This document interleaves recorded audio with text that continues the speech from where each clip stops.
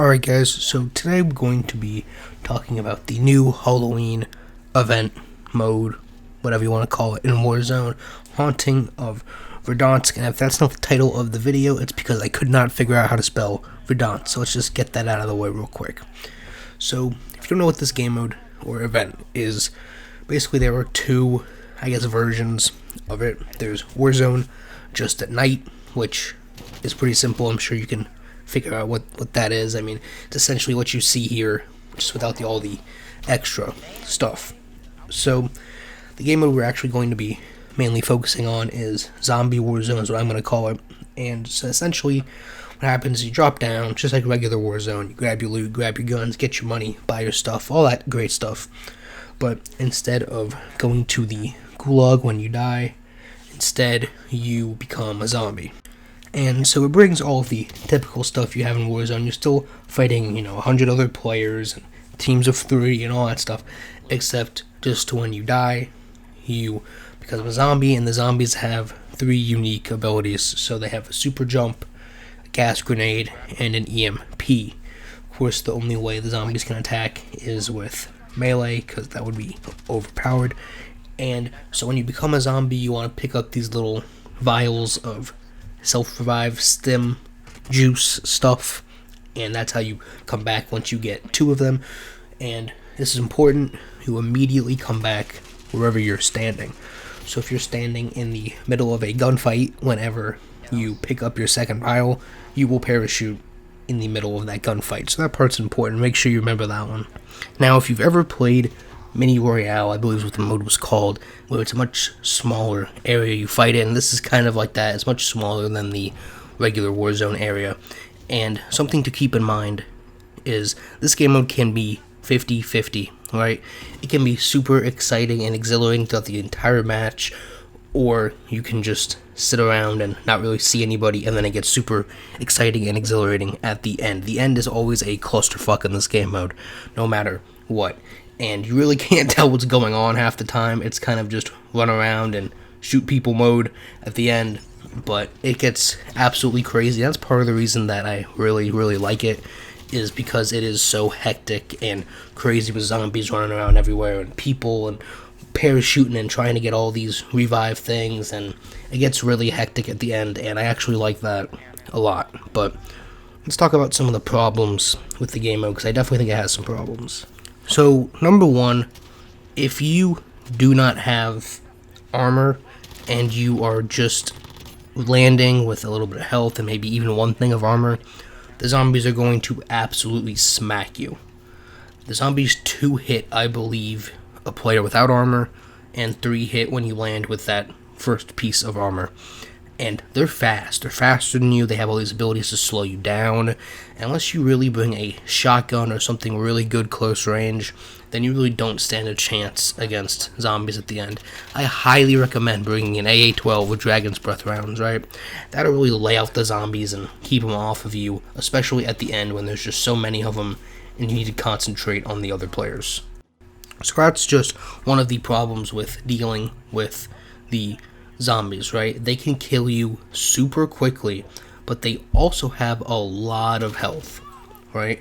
And it says as one of the tips in the loading screen to shoot them in the head, but even in the head it still takes a couple of rounds, and to the body you're mag dumping these zombies. They just eat it, almost to the extent of a fully armored player. And so you really got to be careful. You can't get cornered. You can't put yourself in situations where you're not going to have room between you and the zombie, because even if you turn on them with an AA-12, they're still going to smack you around, as you see here. I had absolutely no chance to take out that zombie. They're quick. They have a lot of health. They do a lot of damage. So the zombies, personally, I think, if they're coming for you, are more of a threat than the players. You get a couple good zombies on you, and you're dead. That's it. But let's move on from the zombies and talk about some of the other new game modes and just some other things they added with this Halloween update. But first, before we move over to the new multiplayer modes, I want to just talk about a big problem with this, and that is with Warzone. Before, it was having the problem of just completely crashing and freezing and just bugging out, crashing your game, making you restart. And it feels like while that wasn't a huge problem in regular Warzone, in this, that problem happens more and more often. I felt that maybe I would say 40%, maybe even 50% of the games we played, we just ended up freezing and crashing. We had at least 3 or 4 scenarios in our first play session where we just had game crashing, game freezing, game breaks, just all types of stuff where we had to leave the game and rejoin it. And it's quite annoying, especially because of the amount of effort and, I don't want to say planning, but thought that goes into this mode. You have to get good, really good positioning. Positioning is a big thing here, and you spend all this time, killing these zombies and securing this position and, trying to get your team together in one spot to defend against players and zombies, and then your game just crashes, and it's quite annoying. But that's that. Let's move over to multiplayer. So there's a new game mode called Onslaught, and essentially it's a glorified hardpoint with a Juggernaut. It's relatively simple. There's a Juggernaut suit in the middle of the map where an objective would usually be, and both teams fight over the Juggernaut suit. It does take a while to pick it up and activate it. Once you get it, you have a certain amount of health, and you try to push into the other team's base, and that lets you win the round.